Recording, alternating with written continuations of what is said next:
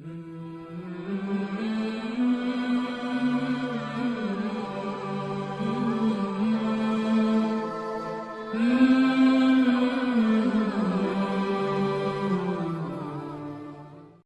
پارہ ہے سورہ آل عمران، آیت نمبر 26 سے آگے پڑھیں۔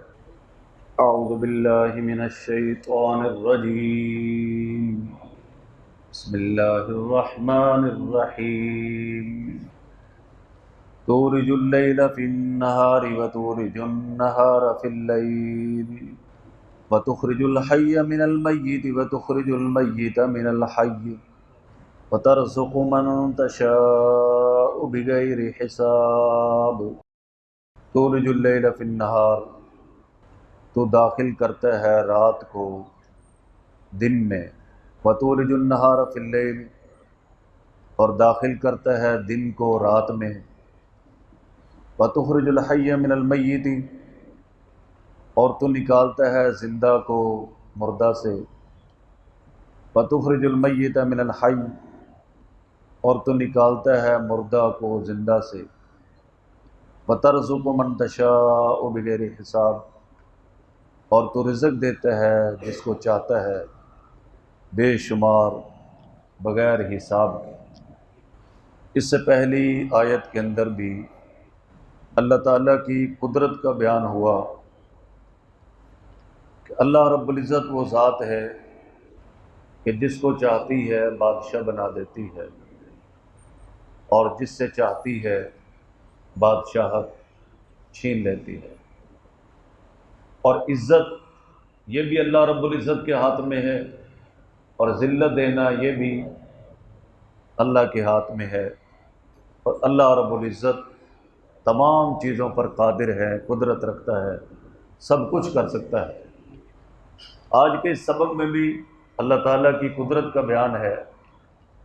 فرمایا کہ تولج اللیل فی النہار، تو داخل کرتا ہے رات کو دن میں، وتولج النہار فی اللیل، اور داخل کرتا ہے دن کو رات میں۔ تقریباً تمام لوگ اس بات کا مشاہدہ کرتے ہیں کہ غیر محسوس طریقے پر رات کا وہ حصہ جو پہلے رات میں داخل اور شامل تھا وہ دن میں تبدیل ہو جاتا ہے۔ جیسے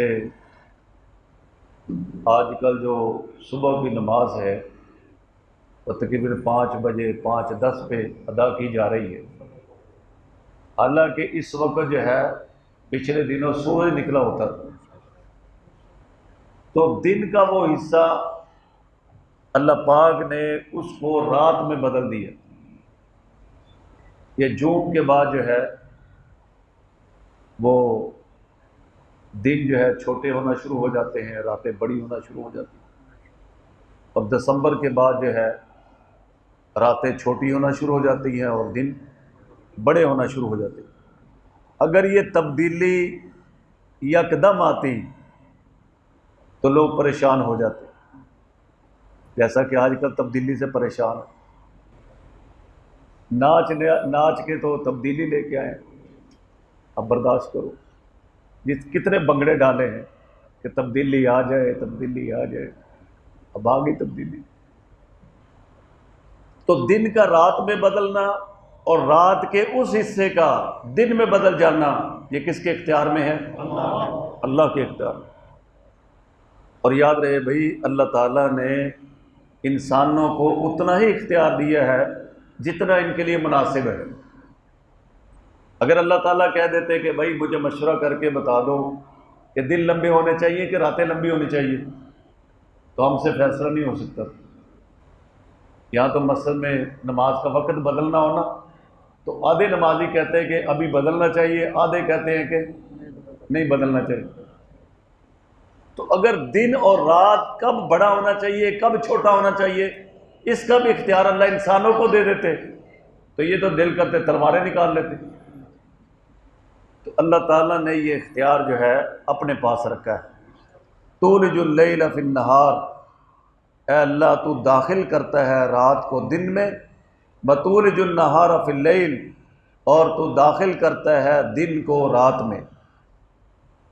وَتُخْرِجُ الْحَيَّ مِنَ الْمَيِّتِ، اور تو نکالتا ہے زندہ کو من المیت مردہ سے، وَتُخْرِجُ الْمَيِّتَ مِنَ الْحَيِّ، اور تو نکالتا ہے مردہ کو زندہ سے، زندہ کو مردہ سے نکالتا ہے اور مردہ کو زندہ سے نکالتا ہے۔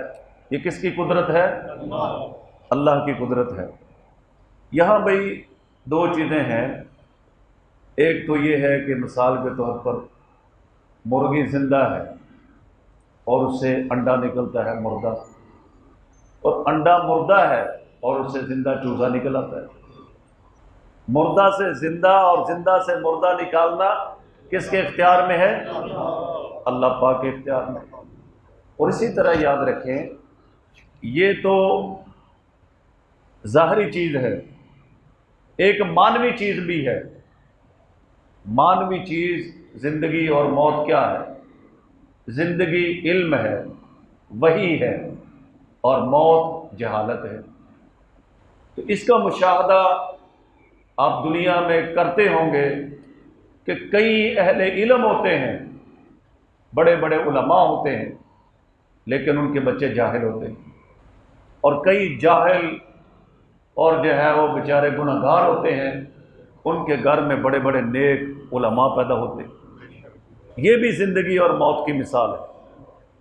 اور اس آپ دیکھیں کہ جو ابراہیم علیہ السلام کا باپ تھا کتنا بڑا بت پرست تھا، اور آزر کے گھر میں جو پیدا ہوا بچہ سب سے بڑا توحید پرست، جس نے توحید کے لیے، اللہ کی وحدانیت کے لیے سب کچھ قربان کر دیا۔ یہ اللہ پاک کی قدرت ہے۔ اور اسی طرح آپ دیکھیں کہ نوح علیہ السلام کتنے اولو العزم پیغمبر ہیں، لیکن گھر میں جو بیٹا پیدا ہوا وہ مشرک پیدا ہوا، کافر پیدا ہوا۔ سمجھے بھائی؟ تو یہ بھی ایک قسم کی زندگی اور موت کی مثال ہے۔ یہ مانوی مثال ہے، اور وہ جو ہے وہ ایک ہمارے سامنے ظاہری مثالیں ہیں کہ زندہ سے مردہ پیدا کرنا یہ بھی اللہ کا کام ہے، اور مردے سے زندہ کو پیدا کرنا یہ بھی میرے اللہ کا کام ہے۔ بیدک الخیر وترزق من تشاء بغیر حساب، اور تو رزق دیتا ہے جس کو چاہتا ہے بغیر حساب کے۔ ایک تو یاد رکھے ظاہری رزق ہے، پیسے کا ہونا، مال و دولت کا ہونا، یہ کس کی عطا ہوتی ہے؟ اللہ پاک کی عطا ہوتی ہے۔ اور اسی طرح مانوی رزق بھی ہوتا ہے۔ اللہ پاک چاہتے ہیں تو کسی پر مانوی علوم کی بارش برسا دیتے ہیں، کسی پر دولت برستی ہے اور کسی پر علم برستا ہے۔ وَتَرْزُقُ مَن تَشَاءُ، اور تو رزق دیتا ہے جس کو چاہتا ہے بغیر حساب کے۔ کئیوں کے پاس اتنے پیسے، اتنا مال آ جاتا ہے کہ بیچارے وہ گن بھی نہیں سکتے، گننے کی فرصت نہیں ہوتی، اور کئی بیچارے جو ہے وہ چار چرانے کے لیے ایک ایک روپے کے محتاج ہوتے ہیں۔ یاد رکھیں قرآن نے فرمایا ہے للسائل والمحروم، کہ تیری نعمتوں میں ان لوگوں کا بھی حق ہے جو سوال کرنے والے ہیں اور جو ان نعمتوں سے محروم ہیں۔ اللہ والے بڑی عجیب عجیب باتیں فرماتے ہیں۔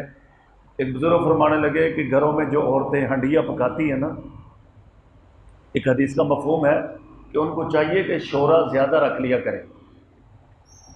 ایک عورت 2-4 قطرے پانی کے شوربے کے اس نیت سے ملا دے کہ کوئی مہمان آ گیا تو اس کو کھلائیں گے،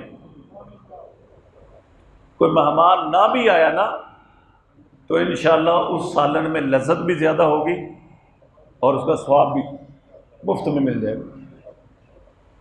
مہمان آ گیا تو پھر بھی ثواب ہے، لیکن اگر مہمان کی نیت سے پانی ملایا تھا نہ بھی آیا تو پھر بھی اللہ پاک اسے ثواب عطا فرمائے گا۔